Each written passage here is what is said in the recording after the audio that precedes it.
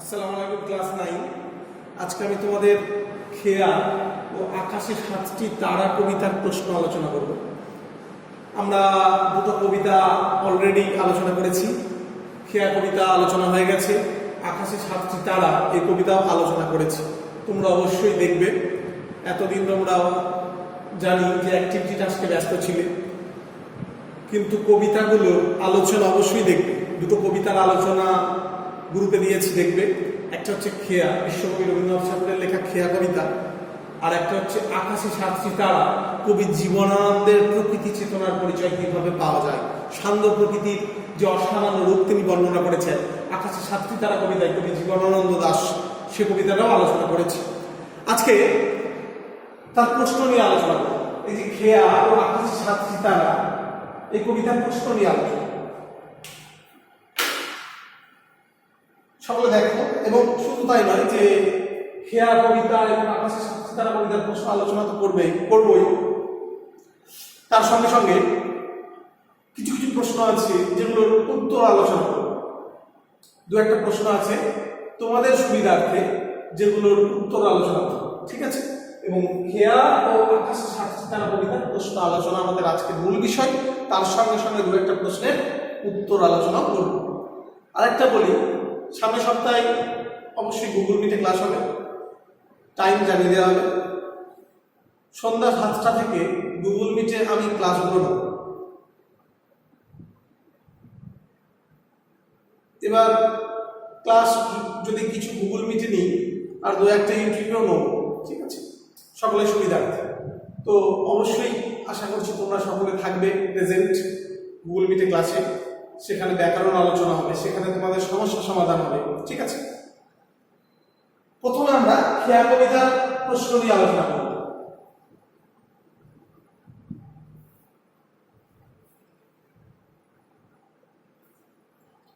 প্রথমে আমরা খেয়া কবিতার প্রশ্ন নিয়ে আলোচনা করব।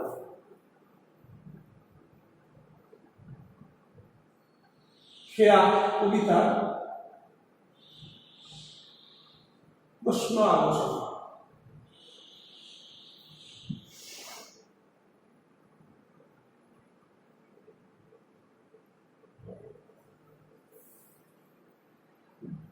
এক নম্বর প্রশ্ন, প্রত্যেকে দেখতে পাচ্ছ আশা করছি যে খেয়া কবিতার প্রশ্ন নিয়ে আলোচনা করছি আমি, ঠিক আছে? প্রথম প্রশ্ন অবশ্যই দেখবে যে এক নম্বর প্রশ্ন,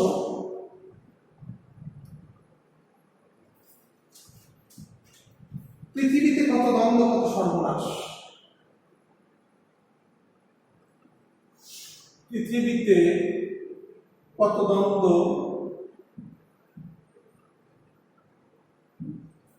কত সর্বনাশ?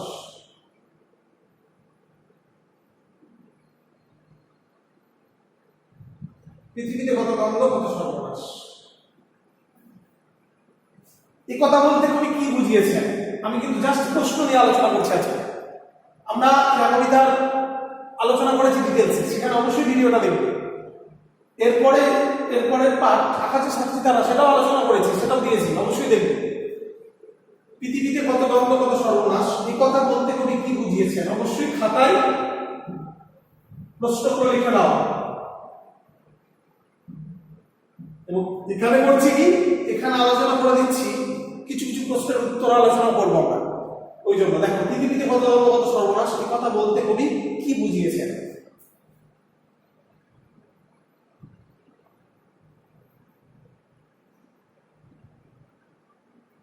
3 + 5 দুটোই, এই কথা বলতে কবি কি বুঝিয়েছেন?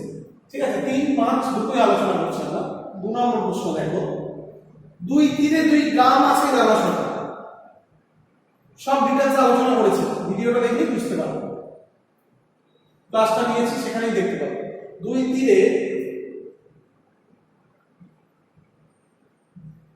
2 গ্রাম আছে জানা শোনা।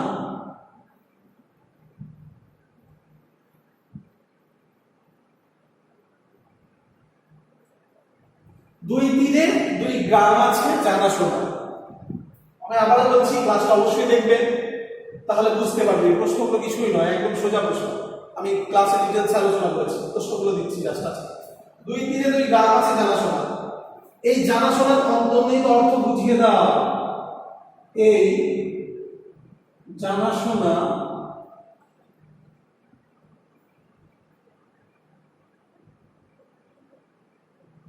এই জানাশোনার অন্তর্নিহিত অর্থ বুঝিয়ে দাও।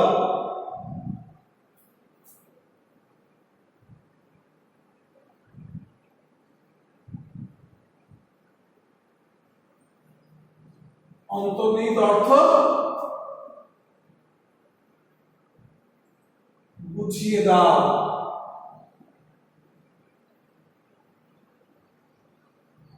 ঠিক আছে, এই জানাশোনার অন্তর্নিহিত অর্থ বুঝিয়ে দাও। পৃথিবীতে কত কত কত সর্বনাশ, সে কথা বলতে কবি কি বুঝিয়েছেন? দুই তীরে দুই গ্রাম আছে জানাশোনা, এই জানাশোনার অন্তর্নিহিত অর্থ বুঝিয়ে দাও। ঠিক আছে, এরপরে এগুলো লিখে নাও, এরপরে আমি মুছে দিচ্ছি, অবশ্যই তোমরা লিখবে প্রশ্নগুলো। আর আশা করছি বুঝতে পারবে, ক্লাসটা দেখবে খেয়াল করে থাকা, আমি সবই বলেছি, ডিটেলস আলোচনা করেছি। এরপরে দেখো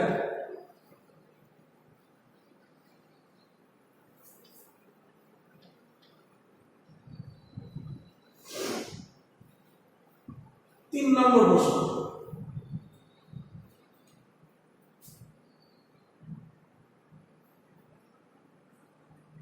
তিন নম্বর প্রশ্ন, সভ্যতার নবনব কত তৃষ্ণা ক্ষুধা। সভ্যতার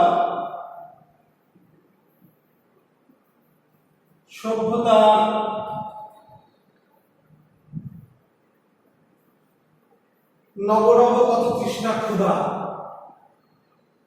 নবনব কত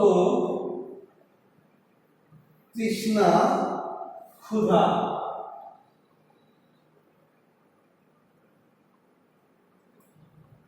সভ্যতার নবনব কত তৃষ্ণা ক্ষুধা। উক্তিটির তাৎপর্য ব্যাখ্যা করো। উক্তিটির তাৎপর্য ব্যাখ্যা করো। ঠিক আছে, সভ্যতার নবনব কত তৃষ্ণা ক্ষুধা, উক্তিটির তাৎপর্য ব্যাখ্যা করো। 4 নম্বর প্রশ্নে চলে এসো। আমি বলেছি যে মানুষের এটা দেখো কত তৃষ্ণা ক্ষুধা, মানুষের চা পা শেষ নেই, মানুষ যত চায় ততই সে আরো চাইতে থাকে। মানুষ যত পায় মানে তার চা পা শেষ নেই, মানুষ ধরো তার আছে, সে আরো চাইছে আরো চাইছে। একটা সাম্রাজ্যবাদী শক্তি একটা রাষ্ট্র দখল করার পর আবার একটা রাষ্ট্র দখল করবার জন্য প্রয়াসী হয়েছে। তো মানুষের জীবনযাত্রা ক্রমাগত উন্নতির পর্যায়ে পৌঁছেছে। মানব সভ্যতার ইতিহাসে আমরা দেখেছি যে মানুষ তার জীবনযাত্রার মানকে ক্রমাগত উন্নতির শিখরে নিয়ে গেছে, কিন্তু প্রকৃতির ব্যালেন্স সমতা রক্ষা হারিয়ে ফেলেছে।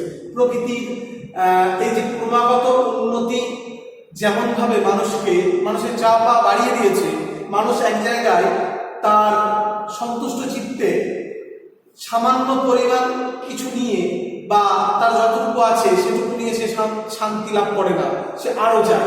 একটা রাষ্ট্র দখল হলে আবার আর একটা রাষ্ট্র দখল করা, এই যে প্রতিনিয়ত মানুষের চাপ শেষ নেই। এই যে আমি চাইছি আরো চাই আরো চাই, মানে আমার যা আছে তার থেকেও আমি আরো কিছু চাইছি, অর্থাৎ যা আছে তার থেকে আমি আরো কিছু চাই। এই যে চাওয়া, বারে বারে চাওয়া, নতুন নতুন তৃষ্ণার্ত প্রতীক। রাস্তা দিয়ে গেলে যেমন জলের জন্য তৃষ্ণার্ত হয়ে ওঠে, সে যেমন জল খাবার আশায় মেতে ওঠে যে কখন জল পাবো, তার গলা ভেজাবো, ঠিক তেমনি ভাবে মানুষের জীবনায়নে বর্তমান সামাজিক সভ্যতায় সাম্রাজ্যবাদী শক্তি হোক না সে হোক বা কোনো উচ্চাকাঙ্ক্ষী সম্পন্ন ব্যক্তি হোক, তার চা পাওয়া শেষ নেই, সে ক্রমাগত চাইতে থাকে, তার তৃষ্ণা ক্রমবর্ধমান।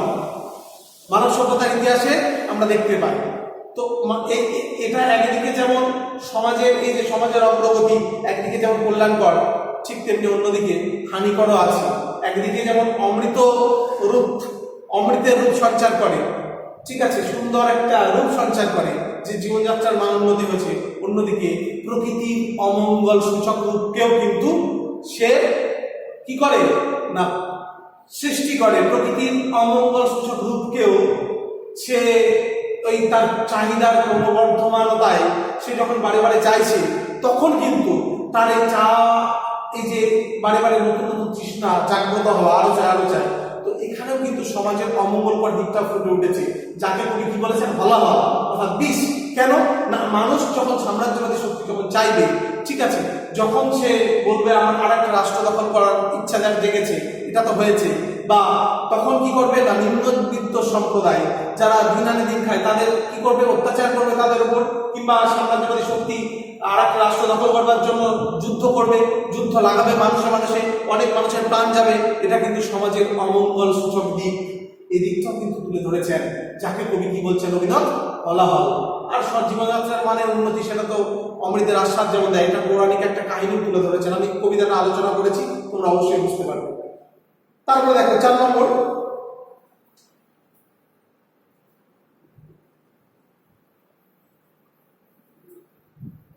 উঠে কত হলাহল, উঠে কত সুধা।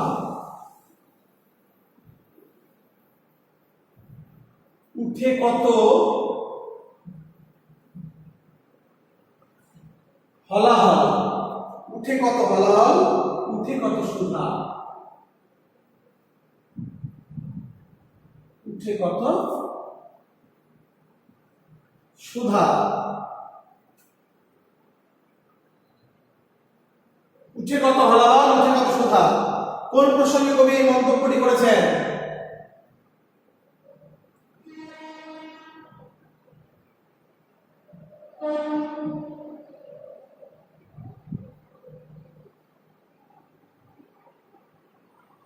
কোন প্রসঙ্গে কবি এই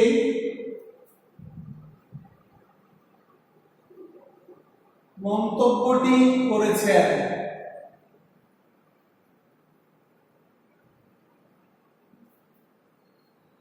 উদ্ধৃতিটির তাৎপর্য ব্যাখ্যা করো।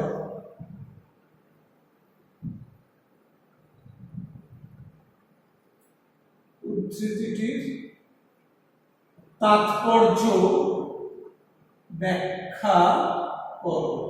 এবার আমি বলি একটা কথা, আমি দুটো কবিতা আলোচনা করেছি, খেয়া কবিতা আলোচনা করেছি আর আকাশে সাতটি তারা কবিতা আলোচনা করেছি।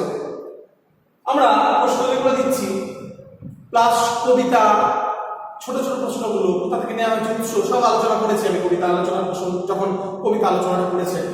সেই কবিতা আলোচনার সময়ে আমরা খেয়া কবিতার আলোচনার সময় কিংবা আকাশে সাতটি তারা কবিতা আলোচনার সময়, এই মানে যখন এই কবিতা দুটো আলোচনা করেছি, তখনই কিন্তু তার উৎসগুলো বলে দিয়েছি, কত সংখ্যক কবিতা সেটাও বলেছি। সব তোমাদের পড়া থাকে, সামনে যেহেতু গুগল মিটে ক্লাস হবে, তাই তোমাদের পড়া দেওয়া থাকলো, খেয়া কবিতা পড়া থাকলো এবং আকাশে সাতটি তারা, এই দুটো কবিতাই কিন্তু পড়া থাকলো।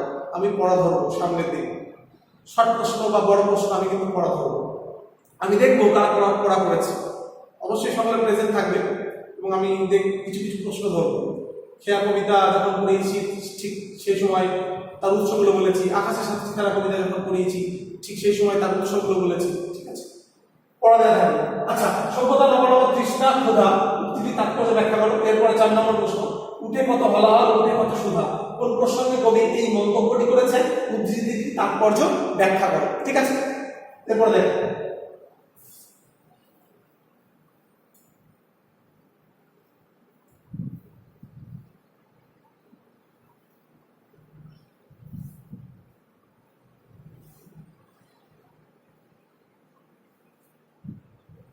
5 নম্বর প্রশ্ন,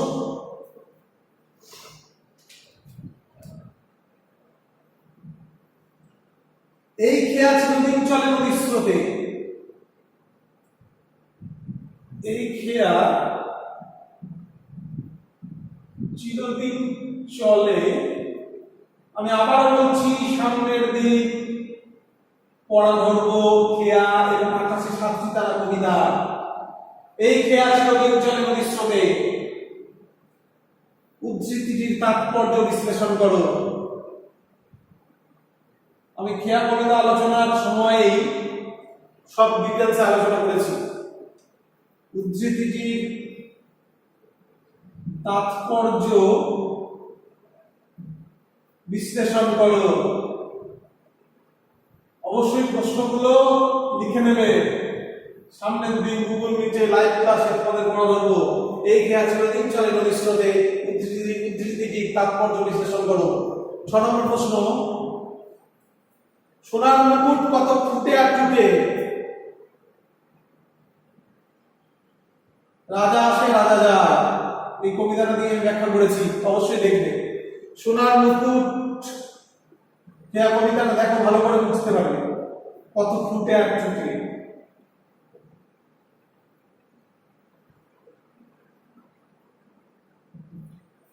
সোনার মুকুট কত ফুটে আর টুটে?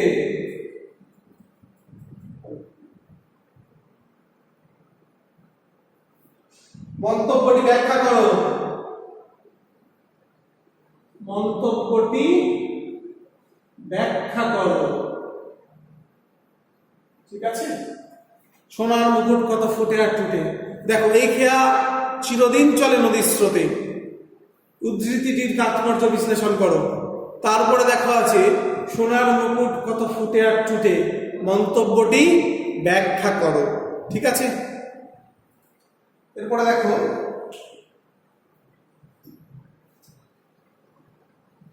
খেয়া কবিতার প্রশ্ন শেষ হলো। এরপরে আমরা আকাশে সাতটি তারা কবিতার প্রশ্ন নিয়ে আলোচনা করব।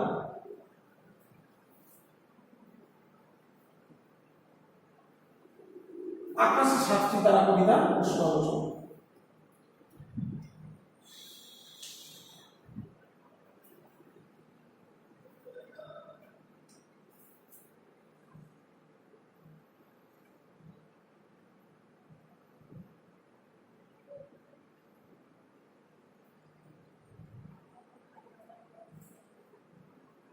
আকাশে সাতটি তারা,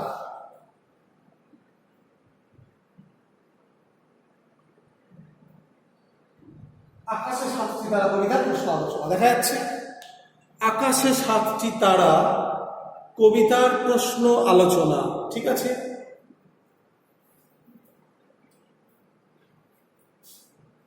এই আকাশে সাতটি তারা কবিতার প্রশ্ন আলোচনা। 1 নম্বর প্রশ্ন দেখো সকলে, আকাশে সাতটি তারা কবিতার প্রশ্ন আলোচনা। 1 নম্বর প্রশ্ন দেখো, পৃথিবীর কোন পথ এই কর্নারে দেখে লিখো। খুব গুরুত্বপূর্ণ প্রশ্ন, খুব ভীষণ গুরুত্বপূর্ণ প্রশ্ন।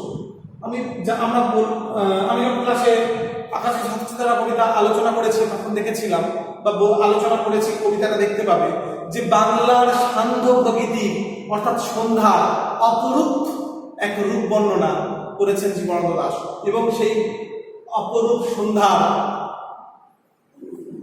স্নিগ্ধতায় সৌন্দর্যতায় কবি মুগ্ধ হয়েছে।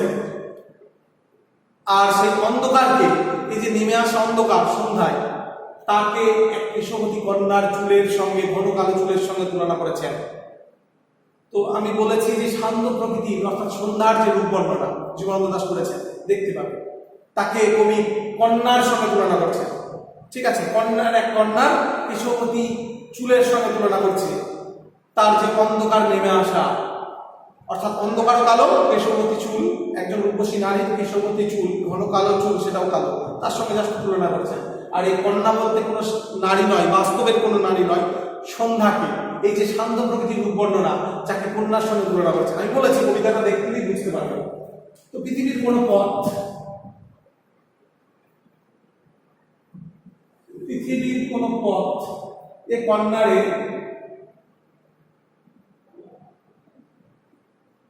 দেখেনি।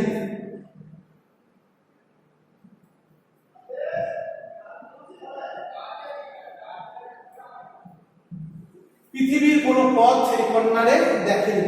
এই কন্যা বলতে কাকে বোঝানো হয়েছে?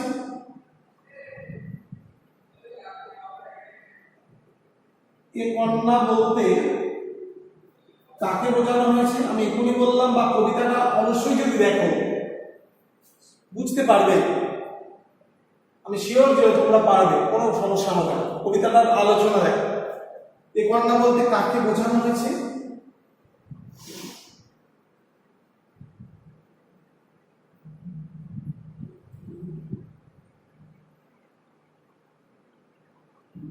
এই কন্যা বলতে কাকে বোঝানো হয়েছে? কবির এরূপ ভাবনার কারণ কি? কবির এরূপ ভাবনা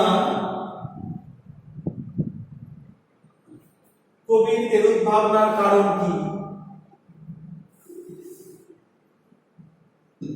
দেখো সবাই, পৃথিবীর কোন পথে কন্যারে দেখেনি।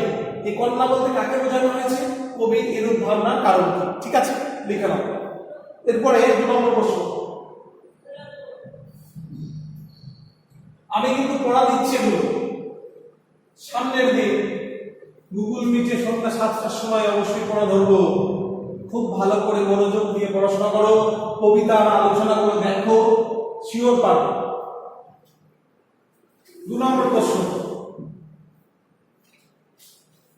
এরই মাঝে বাংলার প্রাণ, এটা অ্যাক্টিভিটি আজকে ছিল, আমি লিখে দিয়েছি। এরই মাঝে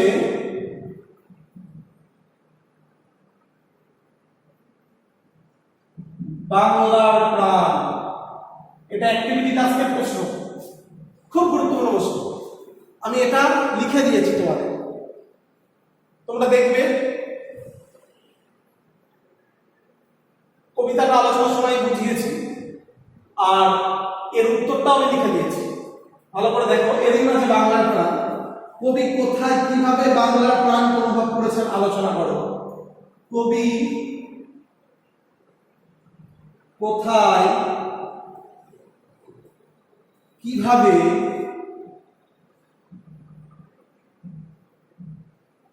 বাংলার প্রাণ অনুভব করেছেন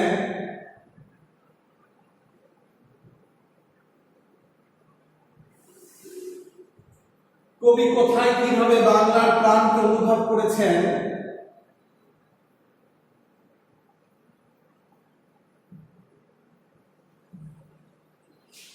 তা আলোচনা করো।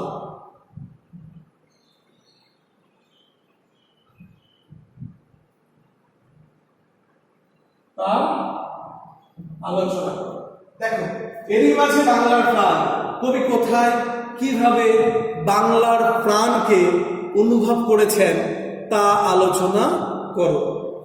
এরপর দেখো 3 নম্বর প্রশ্ন।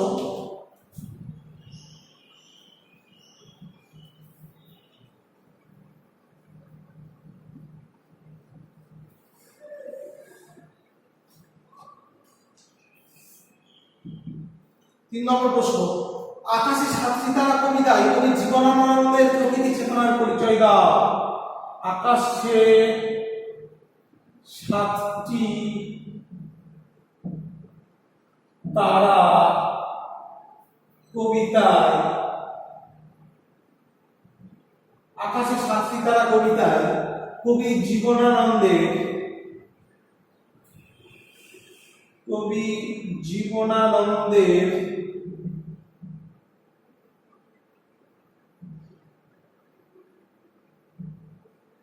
আকাশে 7টি তারা কবিতায় কবি জীবনানন্দের প্রকৃতি চেতনা, কবি জীবনানন্দের প্রকৃতি চেতনার পরিচয় দাও।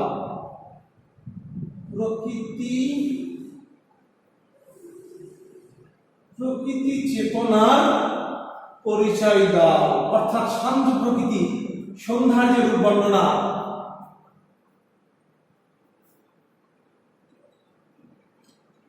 সেটা বলতে হবে। কবি জীবনানন্দের প্রকৃতি চেতনার পরিচয় দাও। পুরো কবিতায় আমরা দেখতে পাই পুরো কবিতায়, আকাশে 7টি তারা কবিতায় কবি জীবনানন্দের প্রকৃতি চেতনার পরিচয় দাও।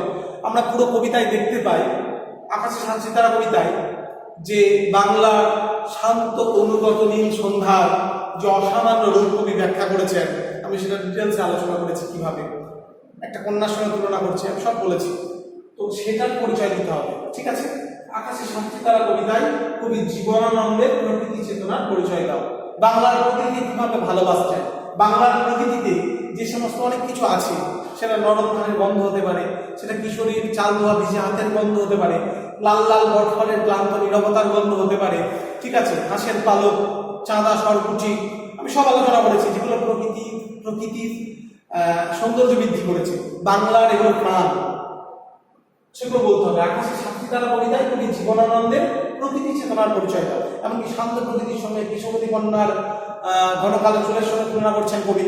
ঠিক আছে, সন্ধ্যার অন্ধকারে যে কালো অন্ধকার আর ঘন কালো চুলের রূপসী নারী যে কালো আর অন্ধকার কালো, তাকে তিনি এক জায়গায় এক সূত্রে গঠিত করছেন এবং শান্ত প্রকৃতিকে একটা মেয়ের সঙ্গে তুলনা করছেন। সব বলতে হবে। আকাশে সাতটি তারা কবিতায় কবি জীবনানন্দের প্রকৃতি চেতনার পরিচয় দাও। ক্লিয়ার? এরপরে দেখো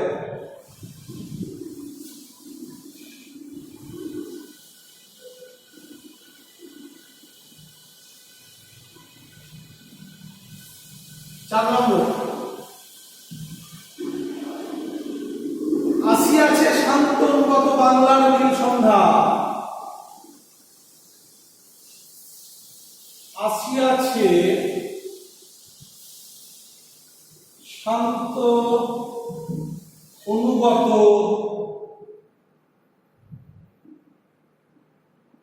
বাংলার নীল সন্ধ্যা।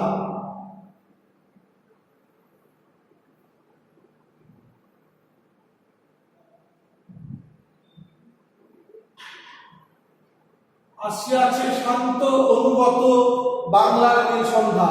কবি বাংলার সন্ধ্যাকে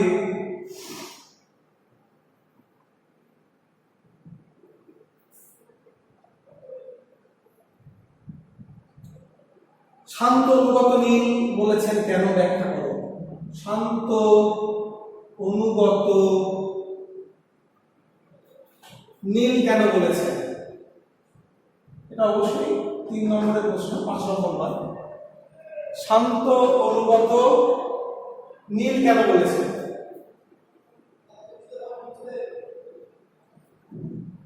ঠিক আছে, আসিয়াছে শান্ত অনুগত বাংলার নীল সন্ধ্যা।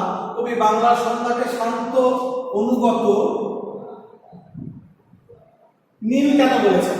ঠিক আছে, আমি বলেছিলাম যে বাংলার শান্ত প্রকৃতি যে অসামান্য রূপ বর্ণনা যখন কবি করছেন, তখন বাংলার সন্ধ্যাকে শান্ত অনুগত নীল সন্ধ্যা বলছেন। কেন?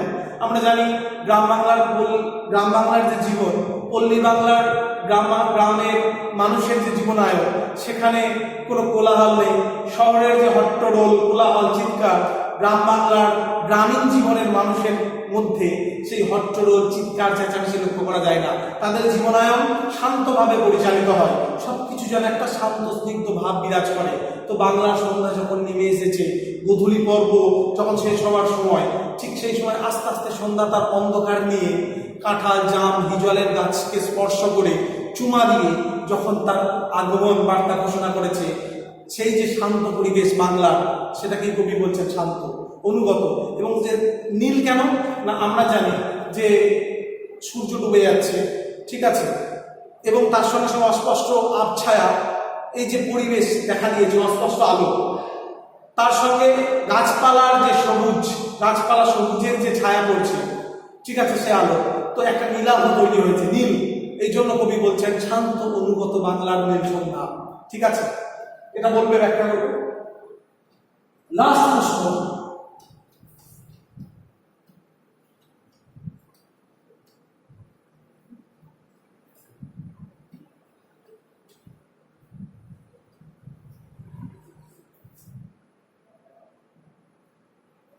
অজস্র চুলে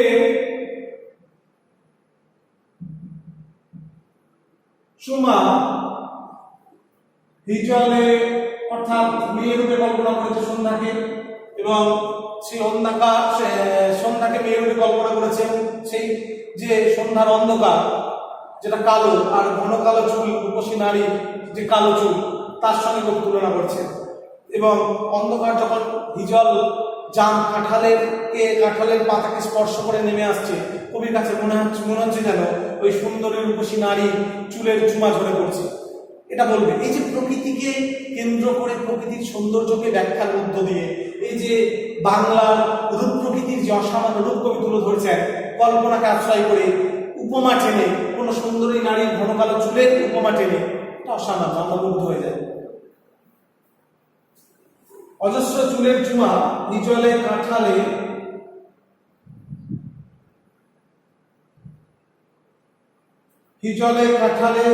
জামে, ঝড়ে অবিরত।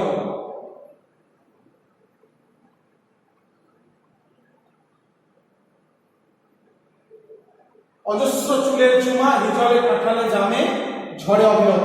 পংক্তিটির মধ্য দিয়ে তুমি কি বোঝাতে চেয়েছেন? পংক্তিটির মধ্য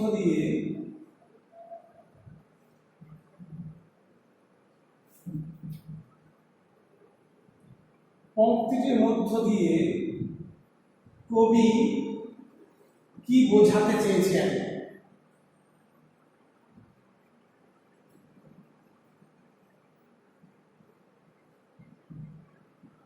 কি বোঝাতে চেয়েছে? ঠিক আছে, অজস্র চুলের চুমা হিজলে কাঁঠালে জামে ঝড়ে অবিরত। পংক্তির মধ্য দিয়ে বলে কি বোঝাতে চেয়েছেন? ক্লিয়ার? এই হলো তোমাদের প্রশ্ন দেওয়া। তোমরা এই প্রশ্নের অ্যান্সার গুলো ভালো করে পড়ে নেবে। যেটা বুঝতে পারবে না আমাকে বলবে। পরের ক্লাসে গুগল মিটে যে ক্লাসটা হবে অবশ্যই আমি পড়া ধরবো প্রত্যেককে, দেখবো কজন পারছি। সেই কবিতার উৎস আমি বলেছি, আকাশে সাতটি তারা কবিতার উৎস হচ্ছে রূপসী বাংলা কাব্যগ্রন্থের 6 সংখ্যক কবিতা। খেয়া কবিতাটির উৎস কি আমি বলেছিলাম, খেয়া কবিতাটির উৎস চৈতালি কাব্যগ্রন্থের 19 সংখ্যক কবিতা। সব আলোচনা করেছি ডিটেইলসে। প্রত্যেকটা লাইন ভালো করে পড়বে, কবিতার মূল বিষয় কবি কি বলতে চাইছেন সেটা ভালো করে পড়বে, এই প্রশ্নের উত্তরগুলো পড়বে, অবশ্যই পারবে। ঠিক আছে, আজকে আমি এখানে ক্লাস শেষ করছি। তোমরা সকলে ভালো থেকো। লাইভ ক্লাসে তোমাদের সঙ্গে দেখা হচ্ছে আশা করছি, এবং পড়াশোনাটা করবে, পড়াশোনাটা অবশ্যই করবে, ভালো করে মন দিয়ে পড়াশোনা করবে।